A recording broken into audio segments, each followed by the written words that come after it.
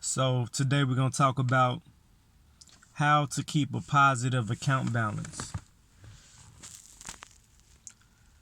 The first thing is you have to understand exactly how much it costs to cover your monthly expenses. Whether it's $2,000, $3,000, $4,000, or $10,000 a month.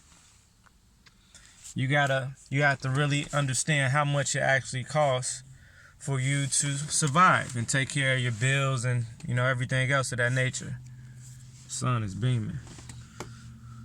We finally got sunshine out in the shy. So the key is to understand, to really have a round average on how much it costs to take care of your monthly expenses.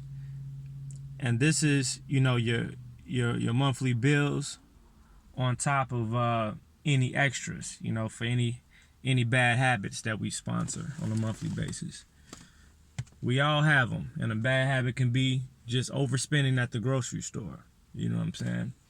So it doesn't have to be an abused substance. So how much money do I spend every month? See, how much money do I spend every month? Once you determine that number, you gotta ask yourself now, can I actually afford to spend that much money every month? And you gotta be honest with yourself. The biggest problem that I see is that people actually think that they have more money than they actually have, as far as how they spend, when they spend, and the whole 9 yards. And majority of the time, our lifestyles outweigh our actual monthly income. So we got to figure out how much that money is. So let's say, for example, let's say if it's $2,500 a month. Let's say $3,000. Let's say your monthly expenses are $3,000 a month, right? On which you're obligated to pay to survive. So that means that you need to make, of course, at least $3,000, but you need to try to make at least double that. If your expenses are $3,000, you need to be trying to make at least double. And you want to do this so you can avoid having to live check by check. And I've witnessed, I experienced personally.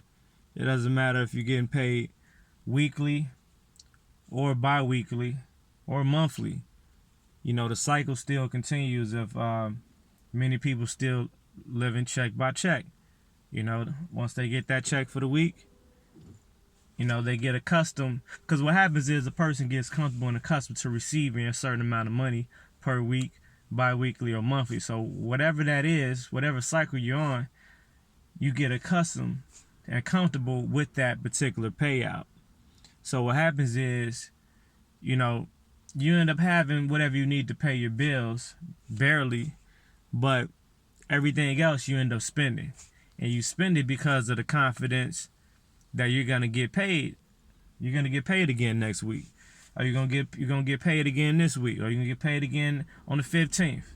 So we bet on these future payments, to excuse our overspending at the present moment. And that's the absolute worst thing to do. You don't ever want to bet on the next dollar. You don't ever want to bet on anything that's not present right there in front of you, in your hand, in your pocket, in your account, cleared for sure, guaranteed. Because we do a lot of gambling with our finances. We spend it all because we feel like we're gonna get it back. It's gonna refill. It's gonna replenish itself. So we got to change this mind frame. We got to tell ourselves that you have to pretend like you don't have it. You don't have enough money to be spending to do this, do that. Or if you want certain particular things, We got to start learning how to be more resourceful instead of being consumers. The consumer mind frame just goes for what the first thing that's on the shelf, the first price that's listed on the shelf for that item or that product. Instead of looking at the things that you want and taking a little bit more time to try to find a better bargain, so you can get now you can get more for your money. So now you're in a position where now you can get that, and you realize now you have money to get this, and that. So now you got a better bargain for your money, and you're getting a greater value for your money as far as what you're receiving. We work all these hours on a weekly or bi-weekly basis, monthly basis, to get a check with a certain amount of money to reflect your value within that time period for it to be gone like that. It goes like that. But you had to work 40, 50, 60 hours a week to get that piece of paper. Then you go cash it in exchange for more pieces of paper that come and go like that. We have to rediscipline ourselves on managing and budgeting our money. Another thing, we gotta stop keeping our money in the same places. You should have a at-home cash box, and the cash box is for emergencies. You can have a cash box for emergencies, and you can have a cash box for small savings, like for a trip or something like that. Small family trip. So you and maybe other members of the family or the adult members of the family can pitch into this small in-house savings. So the small in-house savings is could be your leftover pocket money for the day. For those of you that keep cash. Me personally, I don't touch a lot of cash. It's filthy. Next is you come home in the house on a day-to-day basis. Typically, you have about $5-10, or right up under $10, $9.75 or something. Throw that stuff inside the small savings. The small savings in-house savings account is just a shoebox, or you can get one of those little lock boxes, and put that up and just vow to never open until absolutely necessary, or if you had a plan to okay, every 90 days we're gonna do something with this, or we're gonna go on vacation, or we're gonna do this and do that, and go on an outing, whatever. Those are planned things. So you're not trying to. So this is the box that you're not taking a mental count of what's in there, because you don't want to know. You don't want to allow your mind to know what's in there, because if you know what's in there, that will influence you to try to access that in-house savings box, for your own personal needs and stuff like that. And that's not what that's for. It's either you got the one that's for savings, emergency savings, and you got the one that's for like I say, for possible vacations or outings and stuff like that. So basically extracurricular activities.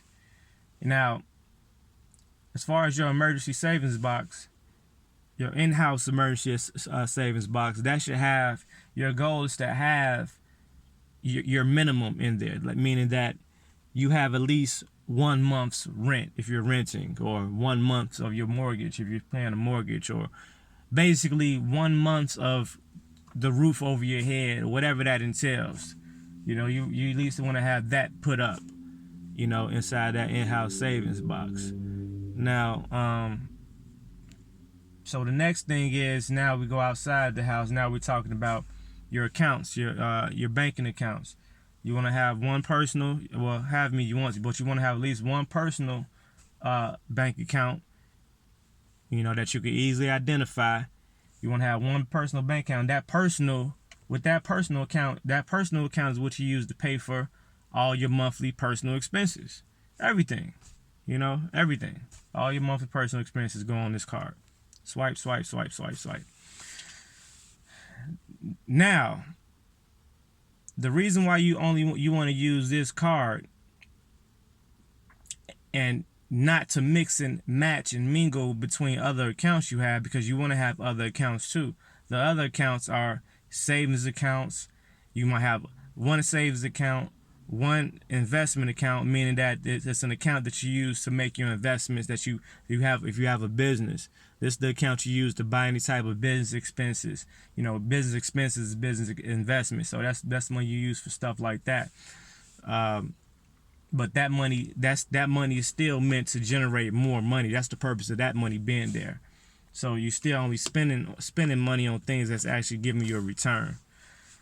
So that's that account. So you never mix and match. Now, if you get into a certain situation where you have to dig into your investment accounts or your savings accounts or your business accounts, you have to make a note that, hey, all right, I need $500. I need a $500 loan. So I'm going to take a $500 loan for myself. But I know that I have to pay myself back that $500 because that money belongs inside the savings or the investment account. Right? Another thing, in order to build this type of structure, you got to be able to go without for a second. Maybe a few weeks, maybe a month, maybe 2 months. Because you have to buy yourself time to live below your means so you can start having extra money to stash away and to build off on. And so you can get ahead.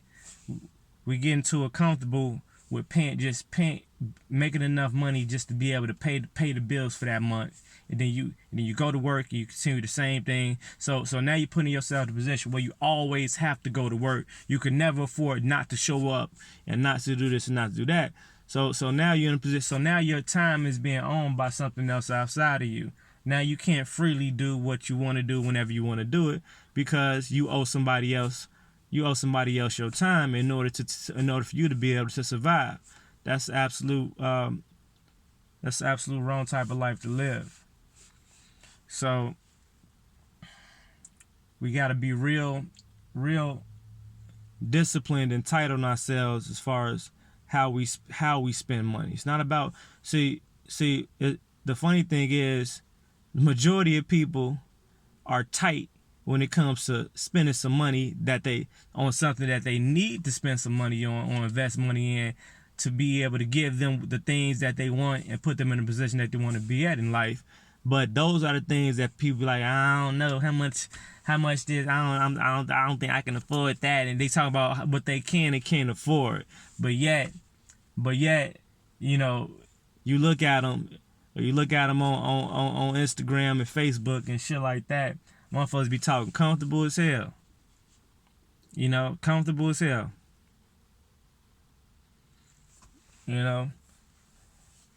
Always out, always doing something, right? But in the reality, you're nothing more than a slave that goes on recess. And the recess is when you going out kicking it. You going out kicking it, turning up to the extreme, to the 10th power, because you got to go back to work Monday and back to reality. So you only get out a couple of days. I get it, but we got to get up out of that, because you should be able to go out damn near every day with no problem if you structure and manage your money accordingly, so that it begins to work for you and not against you. We have cars and vehicles and stuff like that. Money needs to be set up and put aside for incidentals. A vehicle is a liability. For those of us that drive cars for as a profession, it's a liability, but also it's an asset because it actually generates money. So, but for those of us that don't use our vehicles as a profession, or for commercial purposes, it's a liability. And with liabilities, things happen. Because when the car breaks down, you're liable to pay for it and to get the car repaired. So the average car repair on a low scale, or on a low scale, can easily be a few $100s. On a high scale, can be a couple grand. So we have to already be prepared for this type of things. For these rainy days. Because these rainy days, they happen and they come when you least expect it. So when you prepared for these things, it's more, even though nobody desires it to get wet, on these rainy days, it's still it's a million times better to have been in a prepared position. It's a lot smoother transition, so it doesn't really hurt you the way it would hurt somebody else. It doesn't really push you back. It just turns into like an inconvenience, right? It's just an inconvenience more so. But we gotta manage properly.